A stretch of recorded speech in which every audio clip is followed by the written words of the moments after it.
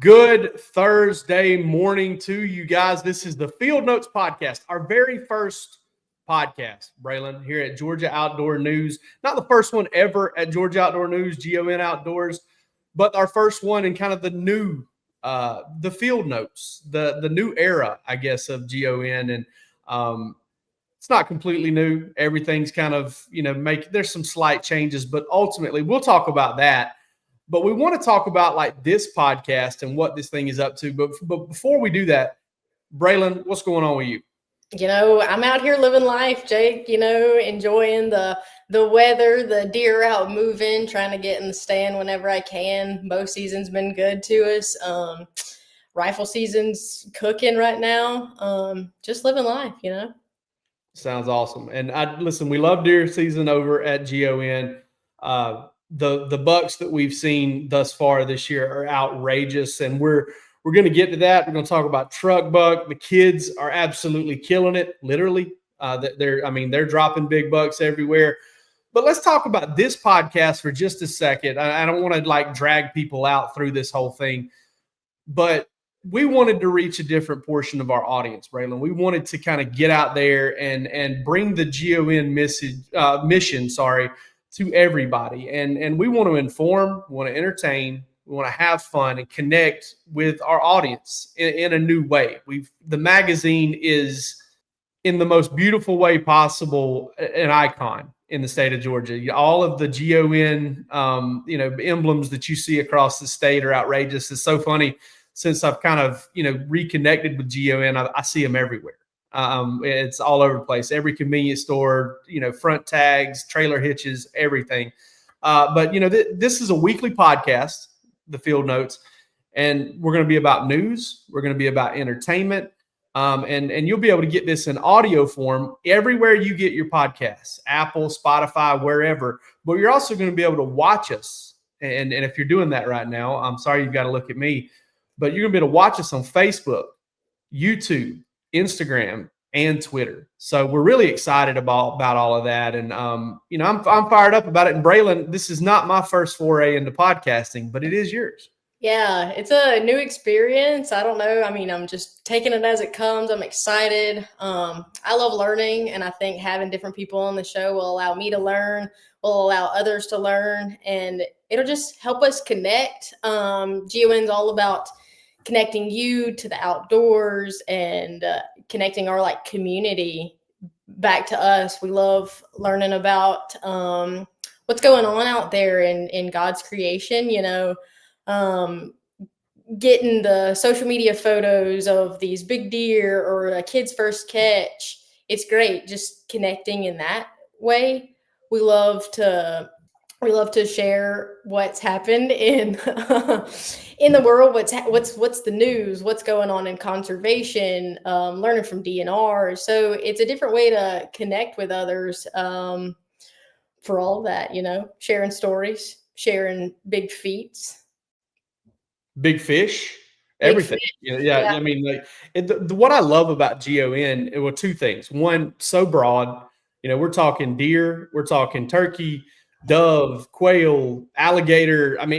Conservation issues, all of it. Fish, panfish, bass, all of that stuff.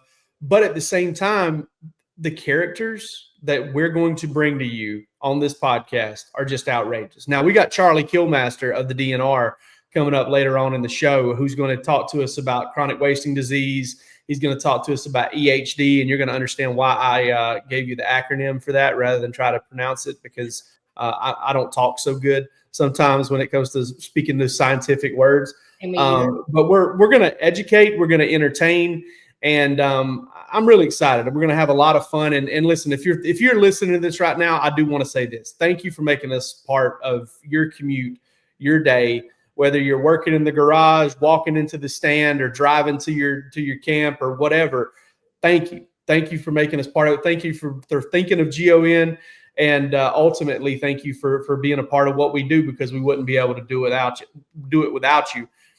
And with that in mind, there is some newness coming, and it's more than just this here podcast. Okay, we've got some newness coming to GON, and Braelin, it really hinges on connection. Yeah, Jake. So growing up, I had always seen the red state, red state GON. And I knew like, hey, what is that? Like, asked my granddad, what is GON? And he said, it's this awesome magazine that I get. And he showed me all the pictures, and I would see that. So it was always something that existed in our household. And even growing up with brothers, I had always heard about GON. And coming from a big hunting family, it was just a part of our daily life, and you'd see a truck riding down the road and you'd see the sticker on the back, or you'd see the license plate in the front. And I think it was just this community of hunters and anglers, and I didn't know them, but I felt like I had a second family, and it's just something we could always talk about, going to the hunting camp and talking about GON, or like, did you see this record buck that was killed in South Georgia or something? Not that we could ever relate to record bucks up in Lincoln County, but yeah, so it was just this like community that I had always heard about and known about. So yeah, but did you have an experience, a connection with GON before working here?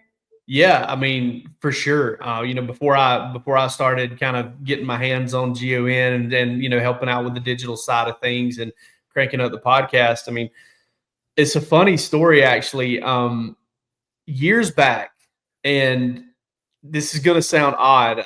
I moved to Athens to go to UGA, and you're a UGA grad too. I moved to Athens to go to UGA 2003, 2004. And, through that whole thing, you're going to class. I kind of lost connection with fishing and hunting and things like that. And soon after my wife and I got married in 2012, I was like, man, I really want to fish. I'm much more of a fisherman than I am a hunter, but I love to hunt too. And I got on the GON forums, and I just started kind of looking for places to fish in North Georgia. And an older fella, I really hope he's listening to this because I've lost contact with him over the years. Retired military, best dude ever, a guy named Watt Keller. He reached out to me on the forum one day, and he said, "Hey, I'm going out to Bear Creek Reservoir. I've always got an open spot on my boat, pretty much. If you ever want to go out, go out." And I was like, "Yeah." And so I went out, and Watt helped me put me on more fish than I've ever caught in my life. And we ended up, I think we fished over at Stone Mountain and Lake Varner and a bunch of other places together, had a blast. I ended up, fishing with 3 or 4 more dudes from the forum. It was almost like Tinder for fishing buddies. It's kind of how I explained it to people. It was really fun. But even before that, I remember my brother and I used to fight over the magazine. We would fight to see who got to see it first, to see the big bucks killed that month. Read every story. Try to give my dad some advice on how we could, the next time we went to Fort Stewart, the next time we climbed up into the ladder stand, how we could, kill a big buck, all that stuff. And GON's been a part of it for as long as I can remember. And but I've connected with it in so many different ways. I mean, I'm 42 years old, and since I was old enough to read, I can remember connecting with it at different points in my life, and it's just been a lot of fun. And obviously, when you have a magazine that's been around for this long, a website that's been around this long, changes are going to happen, and we've got some coming here at GON pretty soon.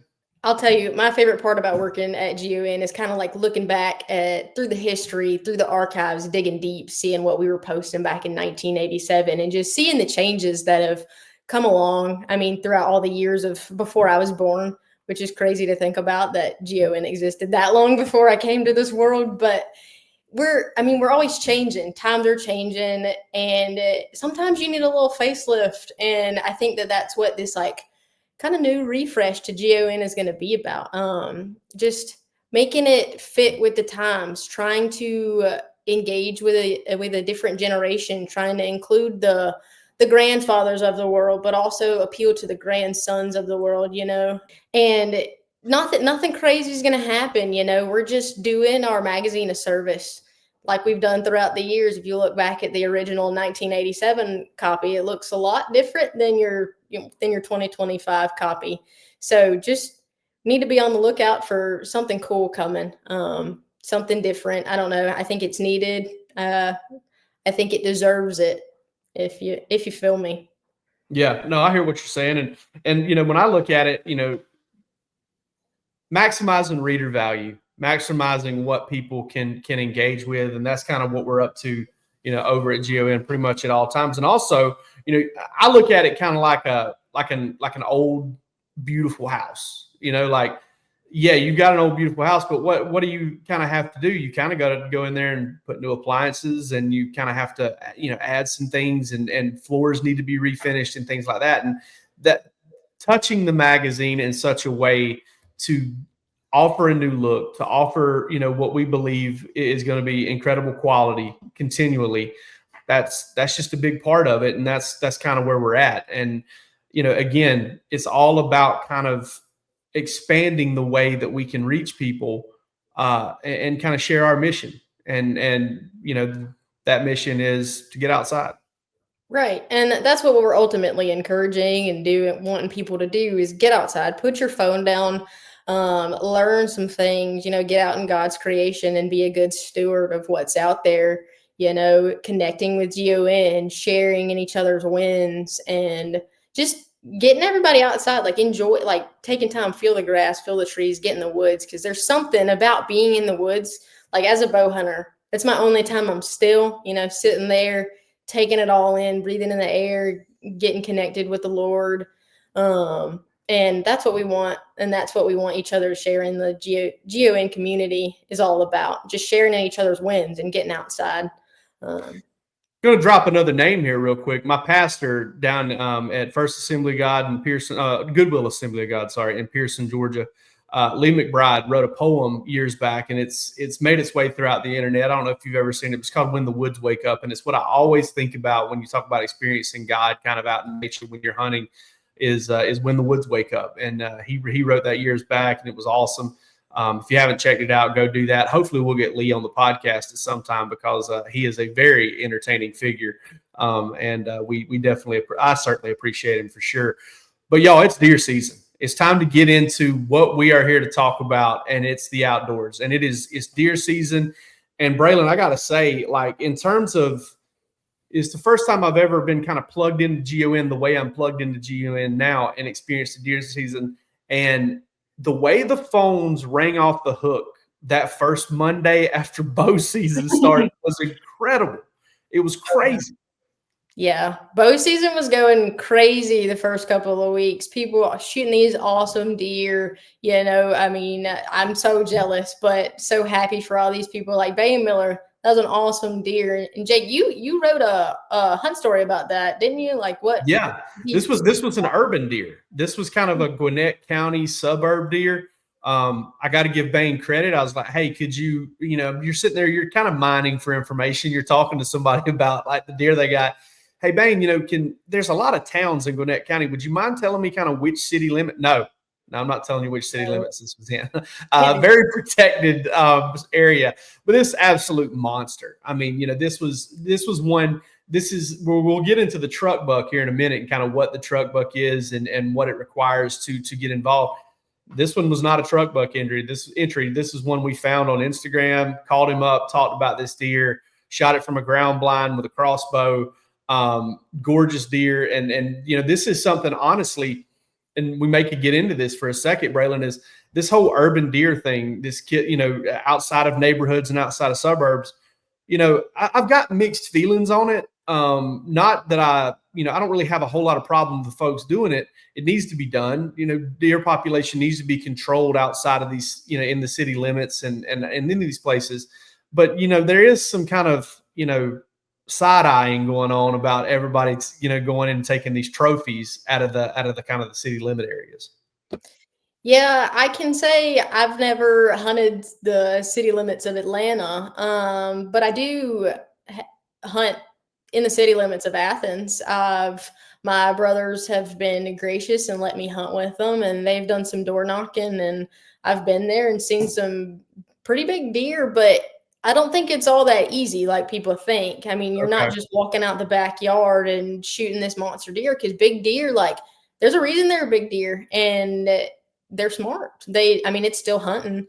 So I have kind of mixed views about it too. I personally don't really desire to go to Gwinnett County and try my hand at bow hunting back there to shoot something like this, but it's still hunting and it's still hard. And I do hear a lot of the comments of like, oh, that's not hunting, whatever, but it's still hard. And especially like if you come out with something like this, and Bain had said he'd seen it on camera, maybe.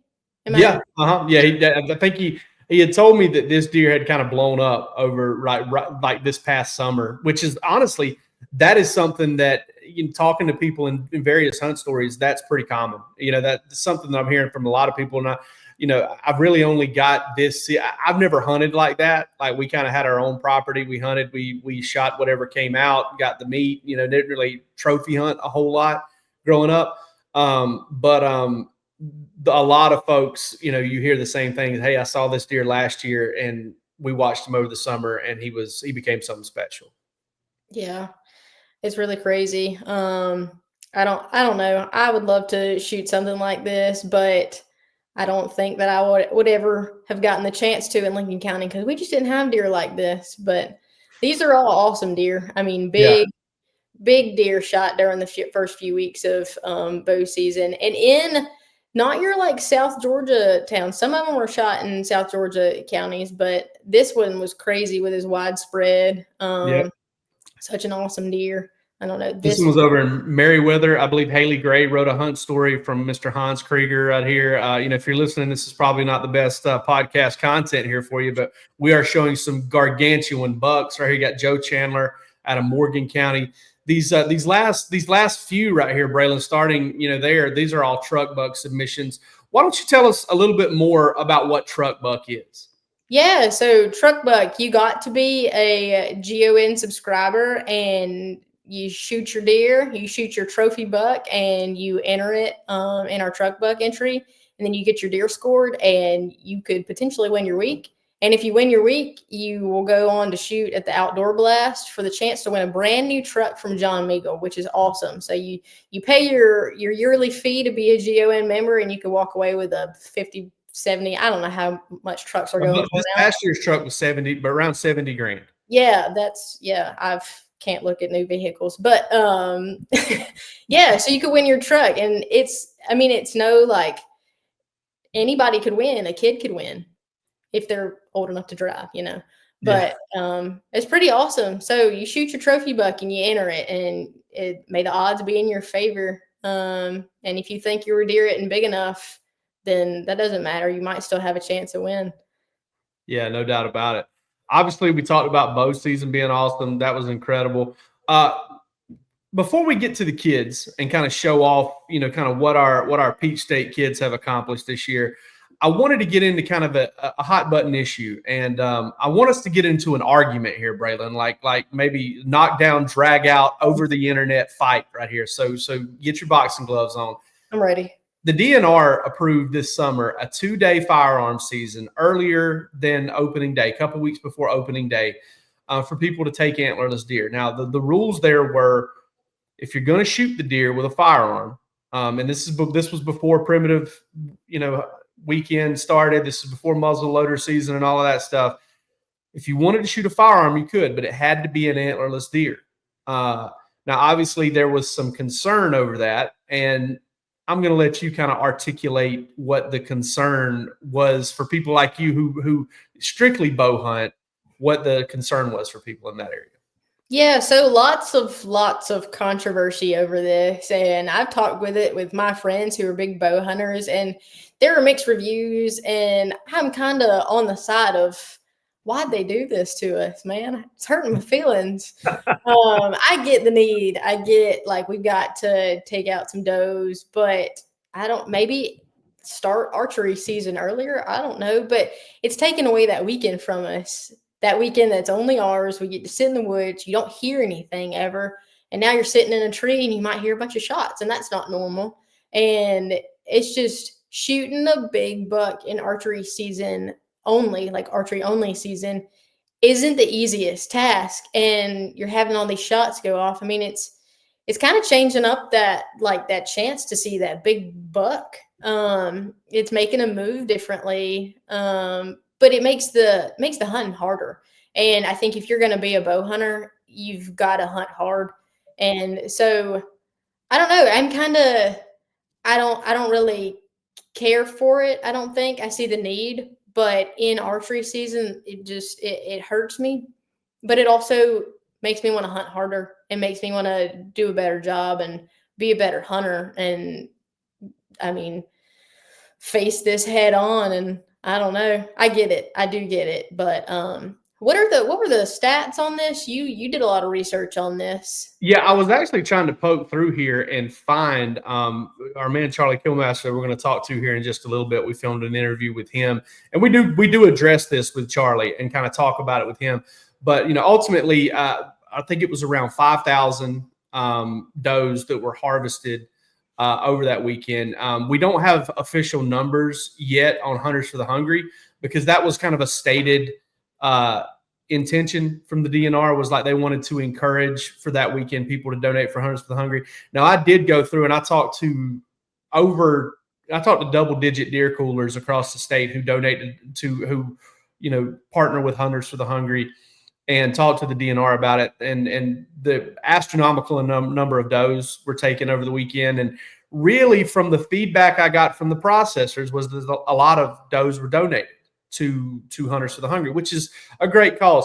This is one of the things that to me makes the outdoor space so special, is because one, you're not going to do anything that benefits everybody. Not everybody's going to look at everything that becomes a benefit, but two, I don't think people are going to lose their minds over it either. It's not sports where people get literally, genuinely, personally angry at one another for having an opinion over something.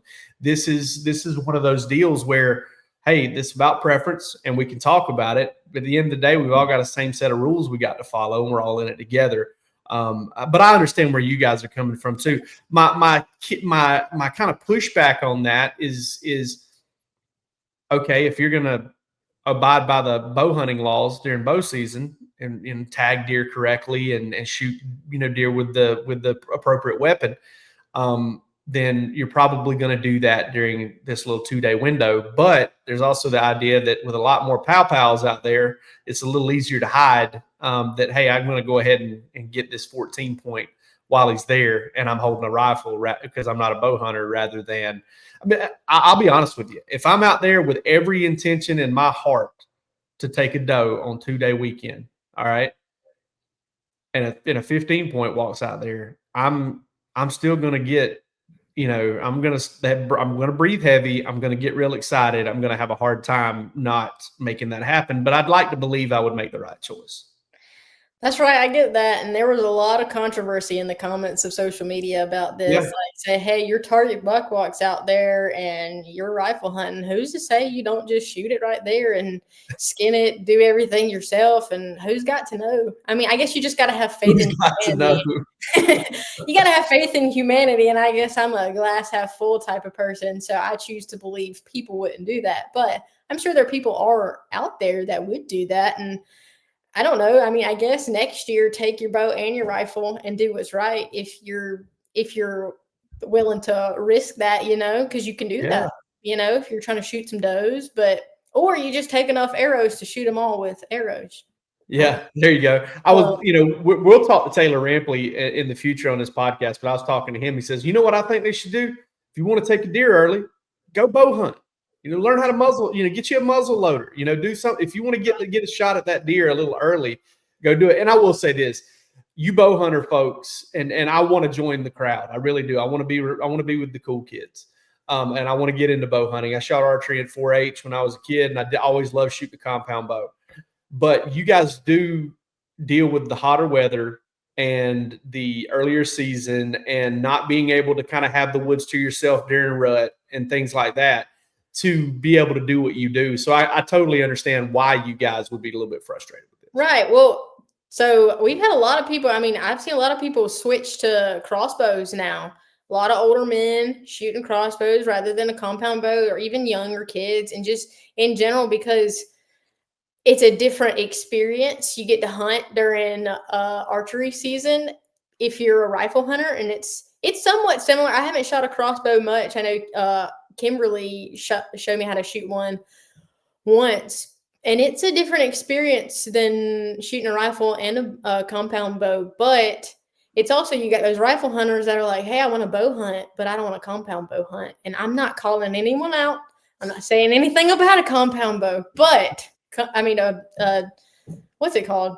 Crossbow. A crossbow. That's the word. Words are hard today.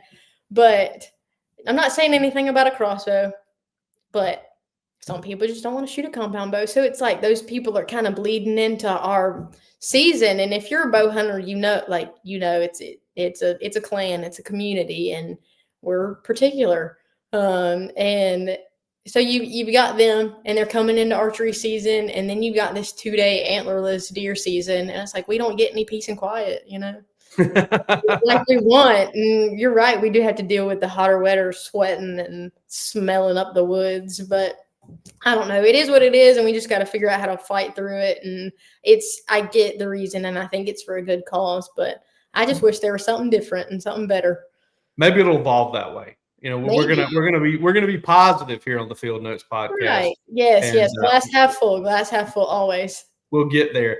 Listen, if you're watching, I want to show this as far as the deer, as far as the kids go in the state of Georgia. It's been an incredible early start to the season. My man Jack Bruner, right here out of Hall County, I connected with him and his dad to talk about this deer. Jack threw the hammer down on this. I believe it was a 9-point buck.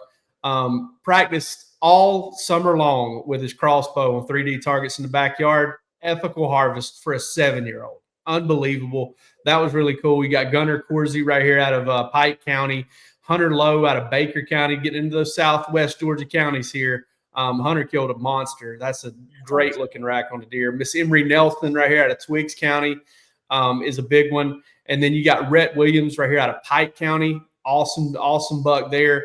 Orrin Nash out of Crisp County. And then Cam Hudson with might be tough to beat in the state this year. 12 years old, fighting drowsiness and everything else in his stand. Worth County buck. That was, I believe, this was a 16-point Braelin, and it was an incredible harvest for him. Man, that makes me jealous. I wish all these deer. Gosh, we got another look at that one too, right here. Where I wrote the hunt story on this, which is pretty cool. But the funny thing about one of the things I love about hunters is we can be jealous and be happy for people. Like there's a little bit of a dichotomy there for sure. But yeah, we've had some cool stories this year. Gun season's here. We got my man Trampus Turner right here too. Kind of getting off the kids a little bit, but looking here at kind of gun season, bleats and scrapes lead to impressive Southeast Georgia 10-point. Listen, if you kill a big deer like that in Southeast Georgia, you've accomplished something, and Trampus certainly did that. He did. Wow. Lots of good deer. I mean, lots of good Worth County deer, and Peach County, I know, has gotten a lot of good deer rolling in. Lots of good truck buck entries. And honestly, social media submissions have been going off the charts. People with their big deer and everybody just being happy for everybody else. And I mean, it's just full-blown people in the woods left and right. And I'm trying to get out there, and I see all these deer, and like you said earlier, I'm jealous, but I'm happy for these people. And there's me looking on my trail camera with my little 9-point, and I'm like, oh my gosh, I'm so excited. And so I don't know, it just, as a hunter, it makes me want to get out in the woods every day. And I unfortunately have to work, but it's just, we got monsters out the wazoo, Our time's coming. Our time is coming, Braelin. We're going to be able to get out there at some point for sure. Got it. Well, listen, folks have heard enough from us. Let's get to our interview with Charlie Kilmaster, deer biologist with the DNR. So much information on chronic wasting disease. A cool name like Charlie Kilmaster. Let's get to it. So, Braelin, here we go. First interview on the Field Notes podcast, and it's a big one. This is an expert. This is a guy everybody needs to hear from. He's the supervisor of Georgia's deer program. He's a state deer biologist. He's Charlie Kilmaster from the Georgia Department of Natural Resources. And Charlie, man, I just want to tell you how much we appreciate you taking time out of your busy schedule to join us here on the Field Notes podcast. No, thank you very much for having me. I appreciate the opportunity. So I want to start here because I just don't think that anybody could read and see your name and want to start anywhere else. What was it like growing up with an insanely cool name like Charlie Kilmaster? Well, I never got a lot of the cool nicknames associated with it. Like my dad, his nickname was Killer, and I didn't get anything cool like that. I got Little Killer from his friends when I was a kid, but none of my childhood nicknames were associated with my last name, believe it or not. So it was more of a big deal once I got into the field. So yeah, how often do you hear from people, whether it's other game wardens or people, hunters, that are just like, oh my God, what a name? All the time.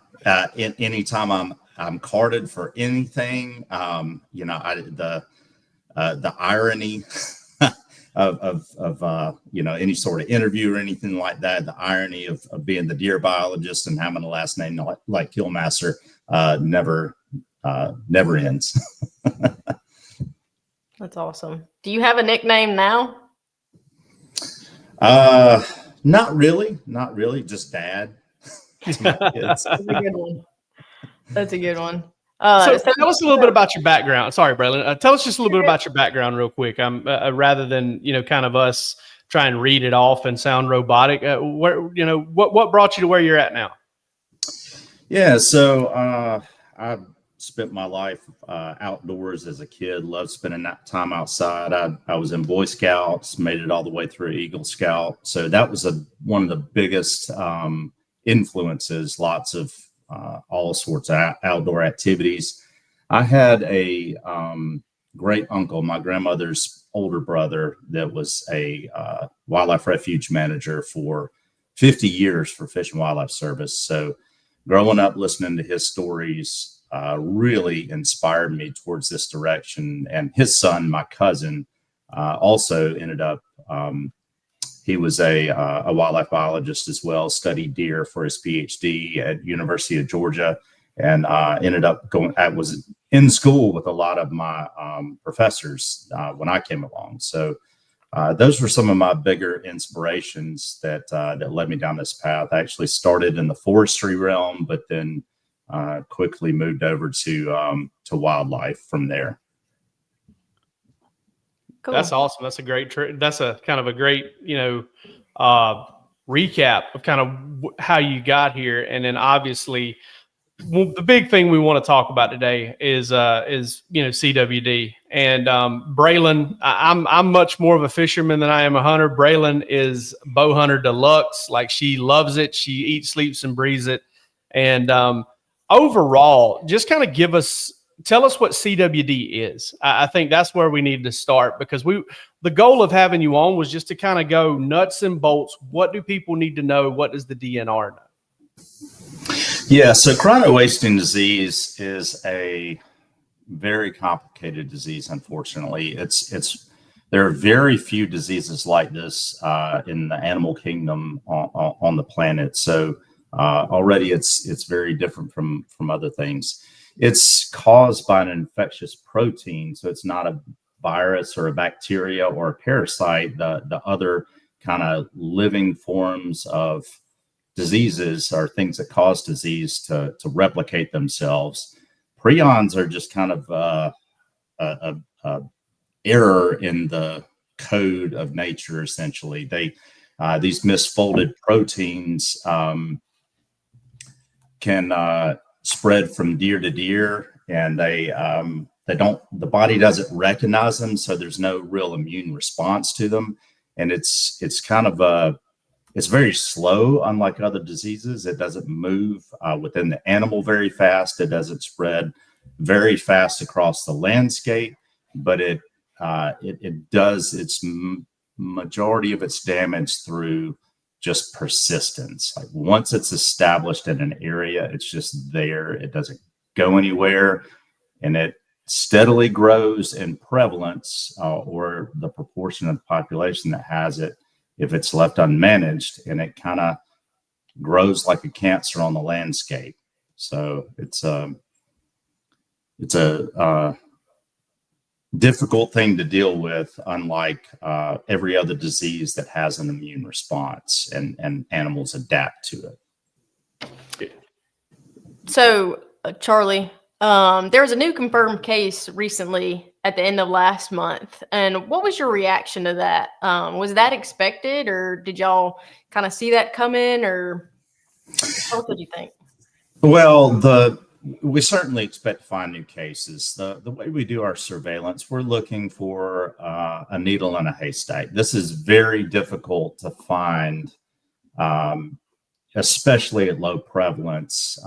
You're looking at in a big state with an average annual deer harvest of 280,000 deer, and trying to strategically collect samples all over the state and look for something that may only be occurring in an area, and at low prevalence would be maybe 1 or 2 deer out of 100. So you can imagine how difficult it is to find without testing hundreds of thousands of deer on an annual basis, which is insanely cost prohibitive, and not to mention the staff time that it would take. We're just not equipped to deal with it at that level. So when we find a case and looking for that needle in a haystack, we then converge on that area to collect a whole bunch more samples in that small locality. So we certainly expect to find more cases as that sample intensity increases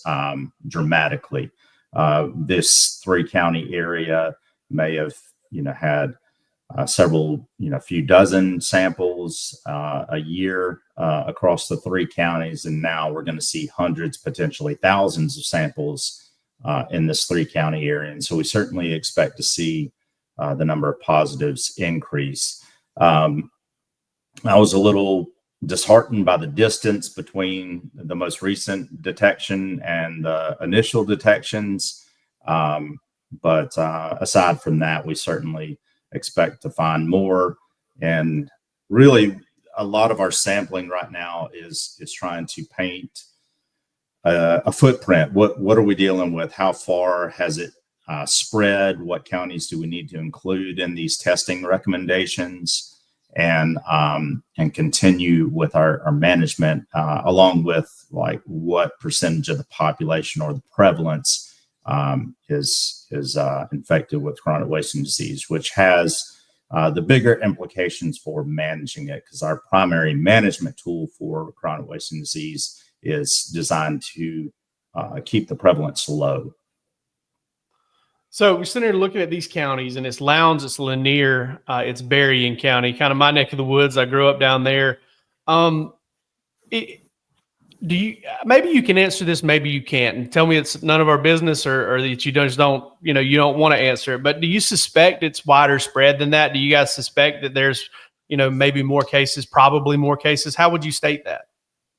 Well, number one, I work for the government, and we are transparent. So there is nothing that's none of your business. It's all of your business. Absolutely, you can ask me any of those questions. I will say that, as far as I know, as widespread as it is right now, there's about 5.5 miles difference between the first positive and the most recent positives. I can't really even make a guess as to beyond that. I can tell you that our tipping point to include a county in those testing recommendations or the CWD management area is any county that touches a 5-mile radius around a known positive. And what that does, that dramatically increases our sampling intensity in a county in terms of what our staff are trying to collect. So one of those CMA counties, we might be looking for, anywhere from 3. It depends on the type of deer that we're sampling, because they have different sampling values, but it could be anywhere from 200 to 400 samples versus maybe 100 to 150 for one of the surrounding counties. So the sampling intensity goes way up once a county is within that 5-mile radius. Gotcha. That makes sense. And then obviously when you start talking about, the where it is now, and what are you guys like encouraging people to do in that area? What's the messaging for the folks that are in that specific 3-county area right now? So our recommendation is for all hunters in those 3 counties, Lanier, Lowndes, and Berrien, to test deer. That really helps drive our management tool. It's called cluster sampling, where we collect additional samples around a known positive, and that has been shown in a number of other situations in other states. Keep that prevalence low if you catch it early. So that's the real driver, is that widespread participation in sampling in those counties. So I highly encourage everybody to take advantage of the testing opportunities. Testing is free.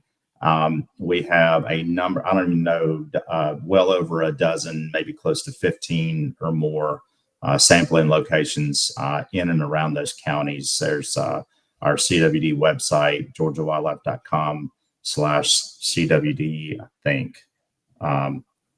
I can double check that web address. Sorry, I don't have it right in front of me like I should. But you can go on to our CWD website through georgiawildlife.com and find any of those testing locations. There are taxidermist processors that are participating. You don't even have to have your deer processed or utilize their services. They'll accept it. We contract with them to collect their samples regardless. And then we also have these freezers set up that are kind of self-serve, where you can drop off the tissue samples we need are actually in the lymph nodes inside the neck. So we need the deer head. And you can drop off your deer head, when you're done processing, if you self-process in one of those areas, and we'll test it. But yeah, that's the main thing, is really encouraging participation in that testing, because that drives our whole both monitoring and management of chronic wasting disease. So, Charlie, what are the known transmission details? Like, is there a concern for human consumption? I've seen some people concerned for their dogs, like if they're tracking with dogs, and dogs like to, lick the blood, whatever. So what can you tell us about that? So CWD has not been shown to infect humans. They study it and continue to study it intensely to make sure, because of similarity to other prion diseases, that infectious protein type disease. So there's a lot of research going on, and to date, they've known about this disease since the 1960s.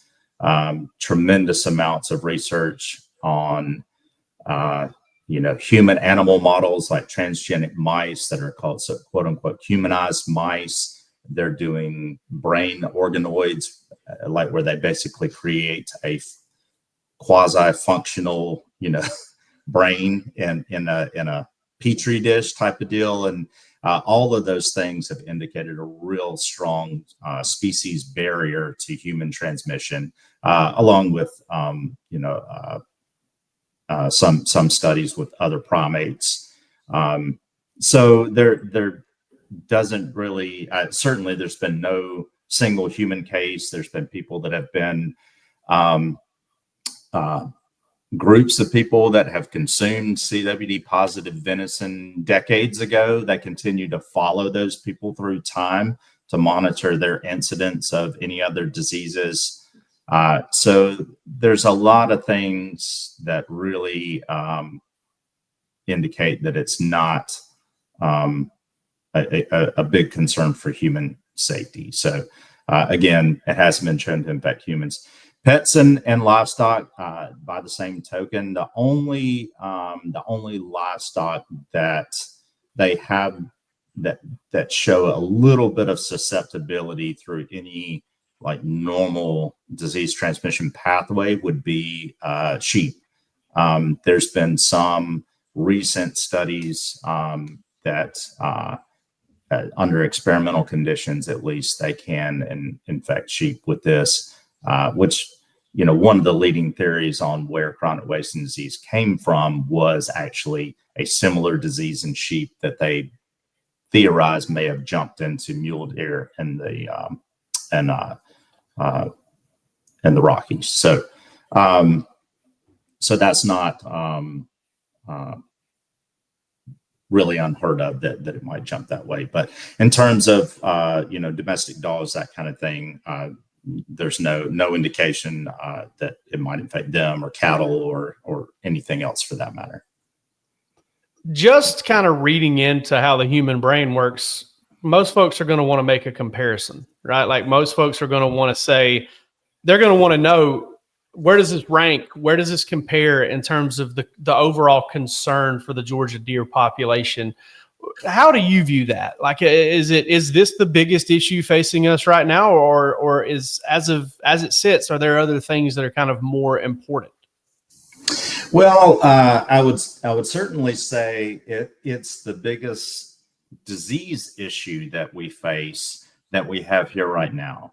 There are always other potential disease concerns that we don't have in the U.S. that we are concerned about that could have disease implications. New World screwworm fly that's starting to blow up in Mexico and approaching the U.S. border. That's a big concern and doesn't have implications for wild animals, wildlife, as well as livestock. So there's a lot of potential concerns there. So I don't want to say it's the biggest issue, but it's the biggest one that we face right now, and it's the newest one. And the fact that it's kind of there. Once you get it, it doesn't go away. So, and our options to deal with it are limited in the sense that, we can't eradicate it in most cases. So it's certainly a big concern. But there's a lot of other concerns with, exclusion of hunting through, suburban development and all of these things that create other problems for deer management that are unrelated to disease. So from a disease standpoint, it's absolutely one of the biggest, most important disease issues we face. How does this kind of compare to EHD? I know some people have been talking about that, and that kind of CWD being prioritized over the concern for EHD. So tell us a little bit about that. Yeah, so let me start with EHD, or Epizootic Hemorrhagic Disease. It is the devil we know. I'm glad you got to say that, by the way. Yes, it is EHD or HD or blue tongue, all the same thing. There's different viruses that cause hemorrhagic disease: blue tongue virus and EHD virus. The pathogenesis of the disease, like the damage that it causes in the body, is the same. So we've had those viruses in our deer population for probably at least hundreds of years, since long before we ever knew what they were. So they're very endemic to the deer population. They absolutely do cause significant population impacts in some areas of the country. Thankfully, in Georgia, we have hemorrhagic disease so frequently down here because of the biting midge, or the no-see-ums that transmit it, that our herd immunity is very high to it, and we don't see population level impacts of the disease. Now, we'll certainly see individual properties where they'll lose a number of deer, find a lot of deer dead from hemorrhagic disease in some years. This year being one of our, certainly one of the worst years in my career. But the good thing about hemorrhagic disease is that the deer that survive it develop immunity, and it gives them some protection and their offspring some protection for several years, 3 to 5 years, maybe following that, depending on the serotype of the virus. So the issue with chronic wasting disease, it is in addition, it's EHD and CWD. They're not mutually exclusive. So it's a new form of mortality that can be just as significant, if not more significant. And unlike hemorrhagic disease that is seasonal, like when we get a good hard frost, those midge populations go down and it stops, and then that immune response kicks in the herd, and they're good to go for a number of years and chronic wasting disease continues on. We liken it to, chronic wasting disease is more like an escalator in terms of the percent of the population infected. And then hemorrhagic disease is more like a roller coaster with ups and downs. But by and large, with chronic wasting disease, if left unmanaged, that those impacts are consistent on that for the property owners that have it. Every year, it's mortality every single year that's on top of everything else that kills deer. So that's the problem with it. And it's pretty dismissive to say, well, we shouldn't worry about chronic wasting disease because hemorrhagic disease kills more deer. And that's like saying, well, we shouldn't worry about cancer because of, heart disease kills more people or something like that. They're both problematic. Yeah. Very much so. I gotcha. Okay. And are there any like incentives or mandates that'll be given to those depredation permit holders to get their deer tested? Because I know that we'll get the deer tested from this season, and then we'll have to wait until next season to get the majority of them. But I guess to continue that testing throughout the summer months. Well, no mandates, but we certainly encourage everyone to get deer tested.